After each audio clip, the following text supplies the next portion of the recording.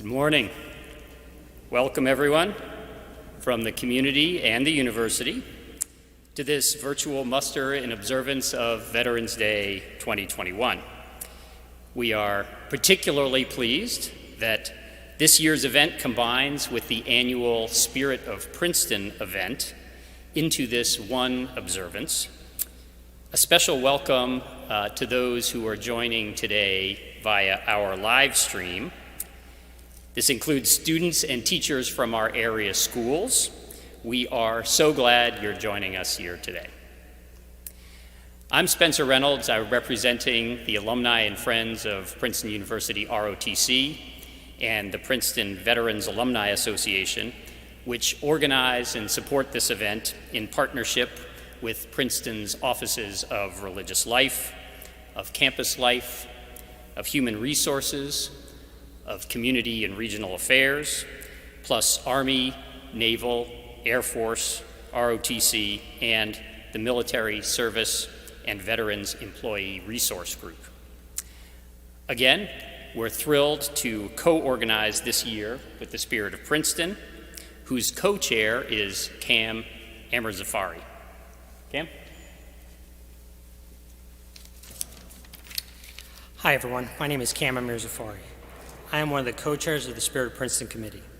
The Spirit of Princeton is a nonpartisan group that is dedicated to bringing the community together in civic pride through the organization and sponsorship of community events like our Flag Day ceremony and our Memorial Day parade. We have also organized a Veterans Day ceremony for the last 23 years, half a mile down the road at the All Wars Memorial. Internally, we had discussed how great it would be if we could merge this ceremony and our Veterans Day ceremony and have one ceremony for the veterans in town. We are grateful that with the cooperation of Spencer Reynolds and Allison Bowden of the University Chapel, we're able to come together as one town, one community to recognize and honor our veterans, and we look forward to partnering together on future events. Thank you. Thanks very much, Cam. Next, the standard public health announcement. University policy requires masks indoors. Only speakers at the podium will remove masks. Also, the university now allows children under 12 into university buildings such as this chapel, even if children are unvaccinated. So we are required to inform everyone here that you might be in the presence of unvaccinated children in this building. However, as everyone knows, everyone over 12 has already attested that they are vaccinated before entering the building. Next, a brief announcement about other events today. These are in your program flyer as well. First, immediately following the observance here, all are invited to the front steps of the chapel, just right out the back, for a public contracting ceremony for our ROTC programs. In this ceremony, the newest students in the program will be sworn in as cadets and midshipmen. All are welcome and encouraged to support them with your presence at that ceremony. And then second, following that ceremony, all are invited to a reception in Murray Dodge Hall, just across the courtyard. This is co-sponsored by the Office of Religious Life and the Military Service and Veterans Employee Resource Group. So now, returning to our observance this morning, a friendly reminder to please silence any phones. And this year, we're going to start a new tradition of giving applause for the speakers and the musicians. Reverend Bowden assures me it's okay, that we won't be struck down for doing this.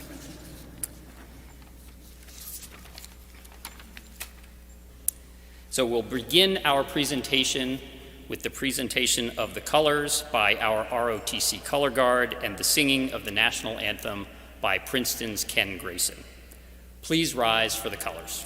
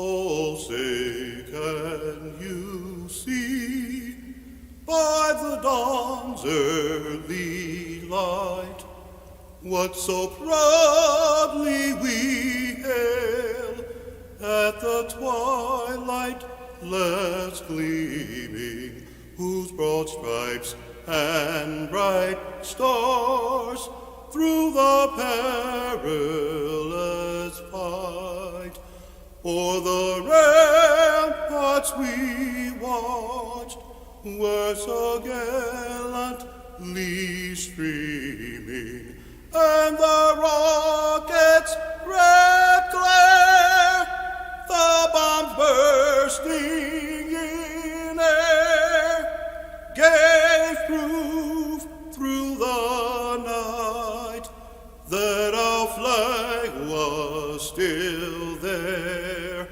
Oh, say, does that star-spangled banner yet wave o'er the land and of the free and the home of the brave?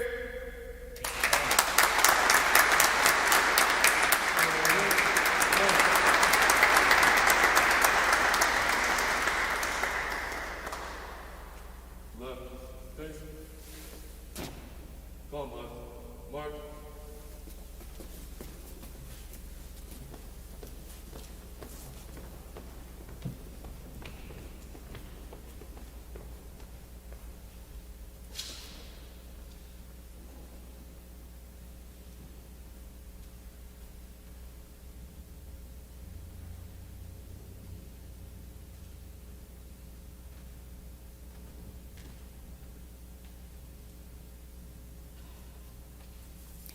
Please join me in a spirit of prayer.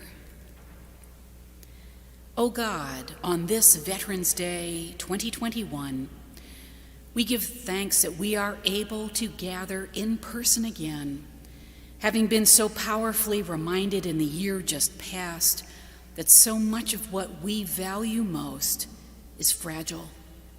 Our health is fragile, our beloved communities are fragile, our democracy is fragile. On this day, our gratitude is only deepened for those who have worn the uniform of the armed forces of the United States of America, who have sworn an oath to support and defend its Constitution and served their country with honor and care. May all of us who have been served by our veterans show our own honor and care to them, meeting the needs of our veterans and their families, paving the way for all thriving, healing wounds we can see and those we cannot, and bearing witness in our own ways to integrity, courage, determination, and faith. In this way, may this day of gratitude for our veterans inspire our ongoing service back to our veterans for the uplifting of them and of the country we cherish. Amen.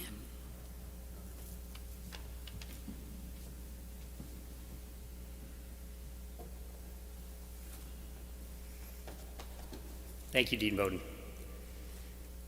Please be seated.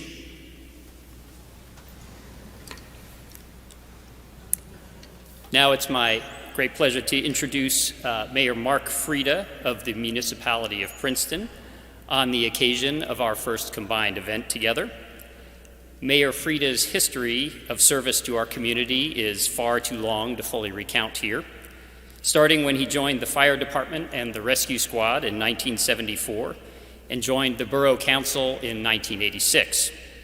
In parallel, he's managed global facilities for top financial services firms and helped found Spirit of Princeton in 1998, where he remains co-chair. And he has been instrumental in combining our events today. Mr. Mayor.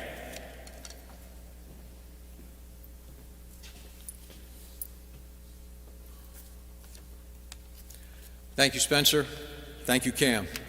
Thanks to the Office of Religious Life, the Princeton ROTC alumni, and the Princeton Veterans Alumni Association for working together to make this joint effort a reality, this joint event a reality.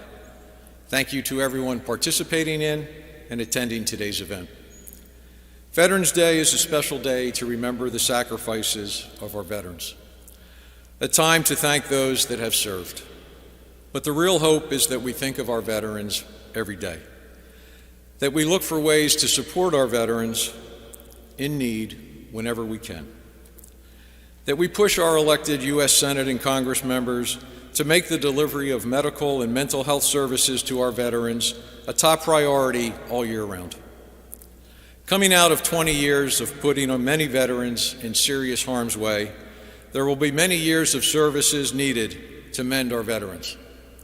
If we can afford the money to provide them with vehicles, planes, guns, and other equipment to fight, we should be able to provide them with top quality services to recover. So taking the small example of the people that work to bring this annual ceremony held in this chapel to be combined with the community-based Spirit of Princeton event, it seems there are always ways to work together and actually achieve something. A special note to the many students from our Princeton public school system and St. Paul's School for watching today's event. Thank you to the ROT students here today for their future service to our country.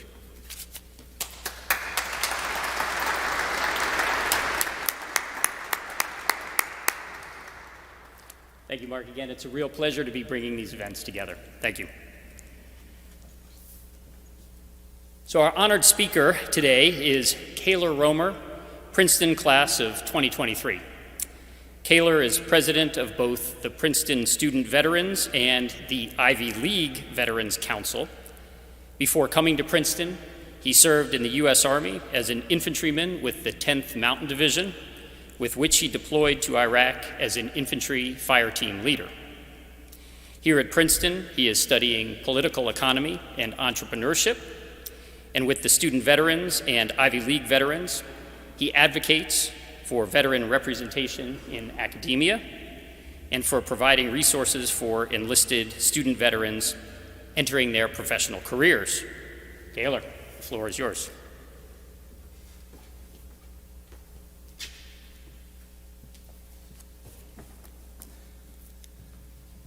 Thank you, Mayor Freda, Dean Bowden, and thank you, Colonel Reynolds and the entire PVETS organization for being a true friend to veterans on campus. Welcome colleagues, peers, fellow veterans, and friends. Thank you all for coming. I'm honored to be speaking with you today. My name is Kayla Romer. I am the president of the Princeton Student Veterans Undergraduate Organization, president of the Ivy League Veterans Council, and a member of the class of 2023. I am also an Army infantry veteran of the 10th Mountain Division. For those of you who are unaware, Princeton University recently restored admissions to transfer students, with a majority of those admitted being enlisted veterans. I am one of the students that has benefited from this new program. There are 26 of us now, but as the university expands, so will the veteran population. We have proven that we belong. President Eisgruber and the administration is acknowledging and recognizing this and the value that veterans bring to campus. Thank you all for giving us a shot. We won't let you down. In 2018, Princeton admitted 6 student veterans for the first time in almost 50 years. Interestingly, about the same amount of time that the United States veteran has been a volunteer. But there were plenty of volunteers before that time, particularly at Princeton. A visitor with a keen eye would notice bronze stars resting below windows around campus. These inconspicuous details are quite easily missed among the ornate Gothic architecture and towering structures dedicated to figures whose deeds fill history books. It is no secret that Princeton students are a group of future politicians, industry leaders, innovative researchers, life-saving doctors, music makers, sea breakers, movers and shakers. However, these stars are engraved with the names of individuals who are not discussed in the classroom. They are not introduced in any boardrooms, listed on any ballot, nor are they commemorated at most podiums. They are the names of Princeton students who gave their lives in service during the World Wars. The most courageous are those who can fully grasp the unromantic reality of the moment, both the pain and triumph, and with a clear sight, choose to venture forward. Truly, Princeton University veterans from all eras are those who understand the gravity of their choice to serve. Those names forged into stars that are spread across campus came to Princeton idealistic and ambitious, and then never returned from war. Veterans, whether those commemorated in bronze or those who survived their theater, surveyed the landscape, traversed the perilous ground, and met the challenge with Herculean mettle, fully accepting the consequence, yet remaining unyielding in the face of an ominous and uncertain fate. I have had discussions with veterans on our campus and others, and a similar narrative reveals itself when we compare our lives. Many of us were dismissed and discounted, told we couldn't and wouldn't achieve our dreams, that the journey would be too much. In recent years, we as a nation have gotten better about addressing the issues that face veterans as they return home. Nonprofits and government programs provide support and take some burden from many who so desperately need it. But the veteran of the United States still faces incredible odds. Homelessness, unemployment, suicide, physical and mental trauma all stand in our way well before we consider the first metaphorical or literal bullet speeding overhead. We celebrate our accomplishments and service for good reason, yet it would be a mistake to idealize the experiences that many of us have gone through. Many of us have pulled ourselves out of despair, despondency, and doubt, and it is no meager task to have done so. However, despite the odds and doubts, veterans now excel on the top campuses around the country. To these veterans, I say this: you all stand tall as examples of what the trials of service can beget. The journey on which you find yourselves is far from over. What you have achieved up until now has been valorous, but more importantly, essential to a sophisticated and morally just society. We are those who have seen the world unclothed in its truest and most brutal form, and now walk among those who have merely postulated and theorized about it. Many of us are first-generation, low-income students. Some of us are immigrants. We are diverse in experience, religion, race, and ideology. But we are not different in the standards of behavior, especially those values associated with service. It is important that we not only exist, but participate in these settings. This particular setting is renowned for developing and attracting influential figures and world leaders. To detach those individuals from the enlisted veteran would be to ignore an integral component of how our world functions, and to deprive our university of a vital and pragmatic understanding of what military experience provides. Those who carried the weight of war and its consequences were condescended and underestimated for so long. A line was drawn through the virtues of service and sacrifice, and that line stopped short of those who were most in harm's way. Many of those who left for the war did come back. Some of them returned to Princeton. The world was an entirely different place. The bronze stars weren't fixed to the facades of the buildings yet, but they were undeniably and painfully imprinted on the hearts of those who did return. Hatred had nearly consumed the world and left plenty of scars in its wake. For the veterans who arrived at Princeton, bigotry was not so easily accepted, especially by a generation who had lost so much fighting for it. Veterans then, too, were textured and complex, and with a wave of them returning home, soon came a groundswell of diversity and acceptance. Service provided by the GI Bill soon became a vehicle for class ascendancy in the United States. Princeton was at the forefront of this movement. The first black student was accepted in 1947 through a Navy program, and for the first time, the school provided engineering and technical classes for women. The makeup of Princeton would be forever transformed, in large part due to the new perspective that veterans provided. Today, another group of veterans returns from service to this place of towers and spires. Now, as these veterans emerge on campus, perhaps again the university will be changed in a wonderfully and unexpected way. On this Veterans Day, let us celebrate the accomplishments of Princeton veterans, past and present, and take their lead to serve uncompromisingly. Let us also celebrate the futures of these veterans who will someday become movers and shakers of their own. Thank you. Happy Veterans Day, and go Tigers, beat Yale.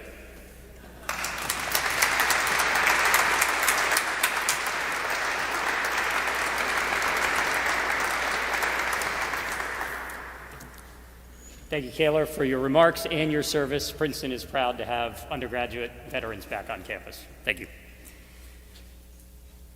Now we continue the program with two musical pieces.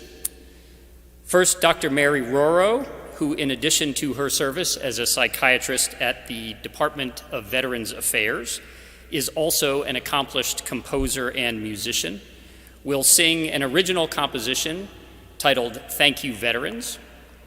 And then she will be followed by Princeton's own Ken Grayson singing America the Beautiful.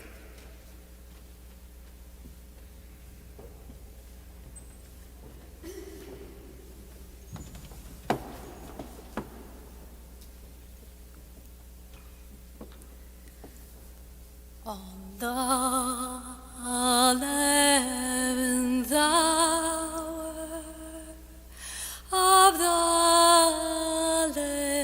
11th day, we honor our veterans who bravely led the way and forged a path to freedom for flag red, white, and blue.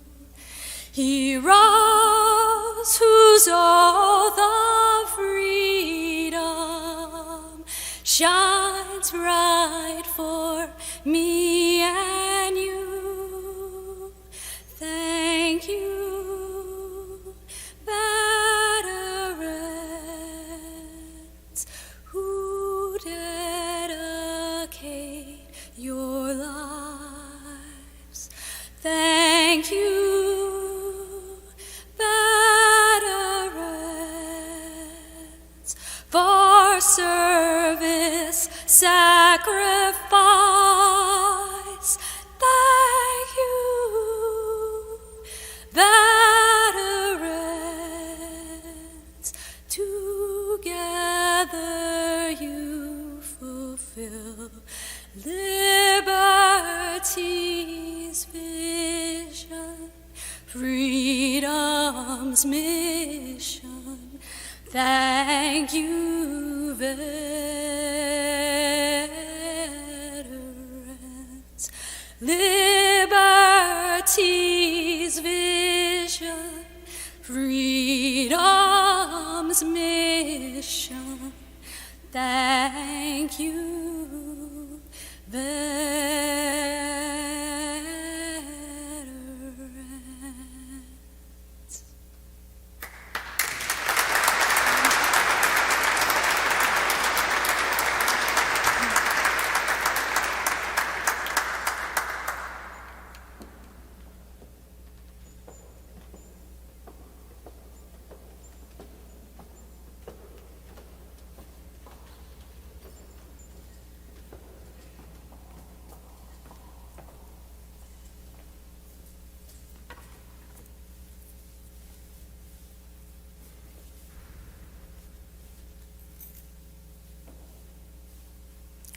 Oh, beautiful for spacious skies, for amber ways of grain, for purple mountain majesty above the fruited plain. America, America, God shed His grace on thee, and crown thy good with brotherhood from seas to shining seas. Oh, beautiful for alabaster it seems that sees beyond the years. The alabaster cities gleam, undimmed by human tears. America, America, God shed His grace on thee, and crowned thy good with brotherhood from seas to shining seas.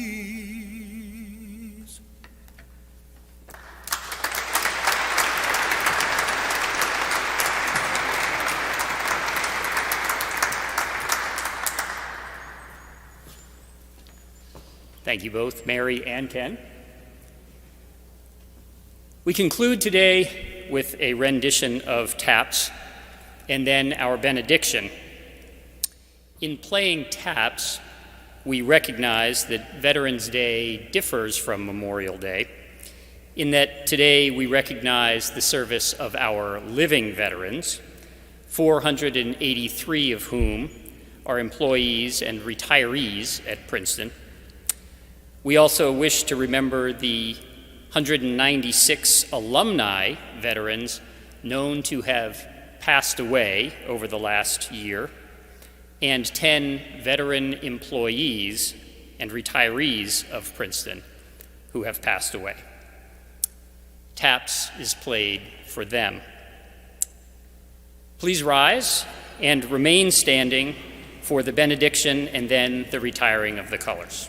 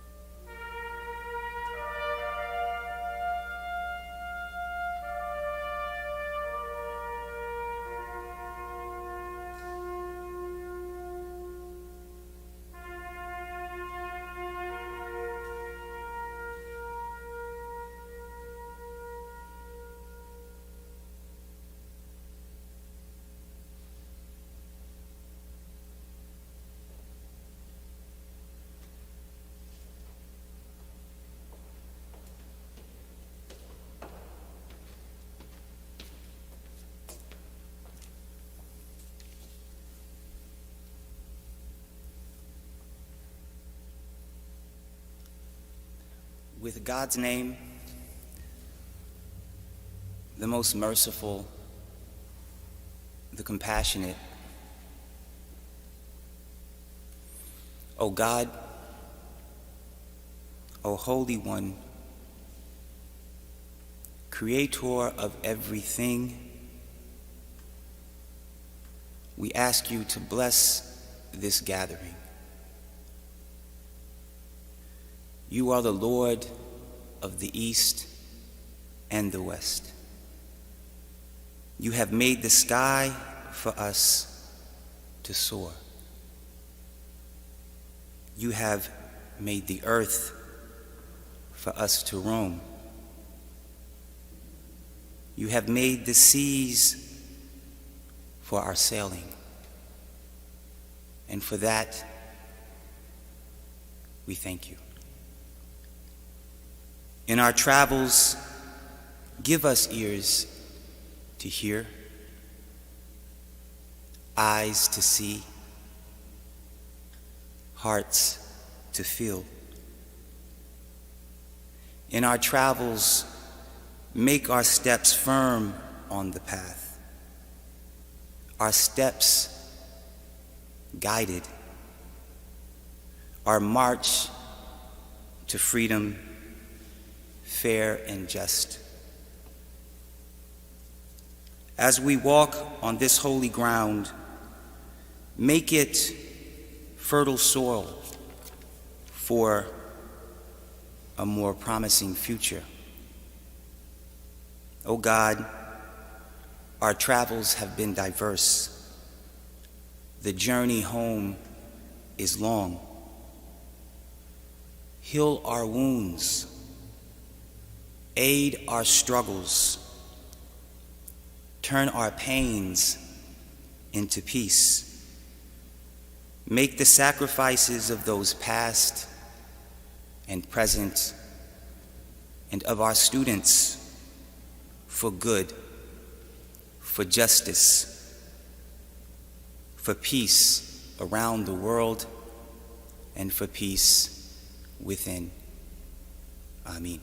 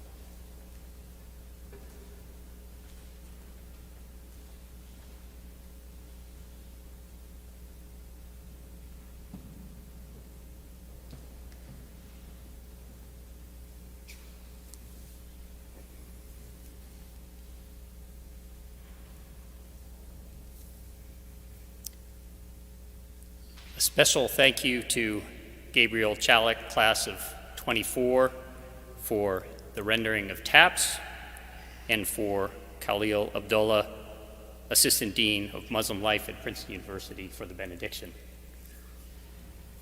Thank you all for attending today. This concludes this portion of the observance. Please join us for the contracting ceremony for ROTC students on the front steps immediately after this event, and then afterwards for the reception in Murray Dodge Hall. May God bless all our veterans for their service to our nation. Thank you. Have a wonderful day.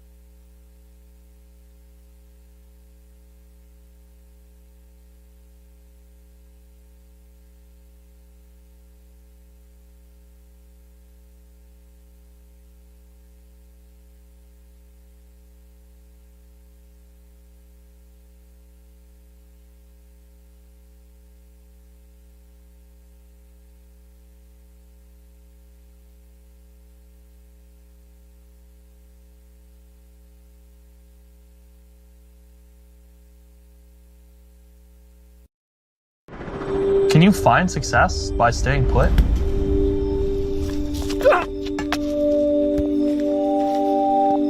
I'm from Chambersburg, Pennsylvania. It's a rural community in the Rust Belt of Appalachia. People here do you want to succeed in life, or do you want to be stuck in Chambersburg?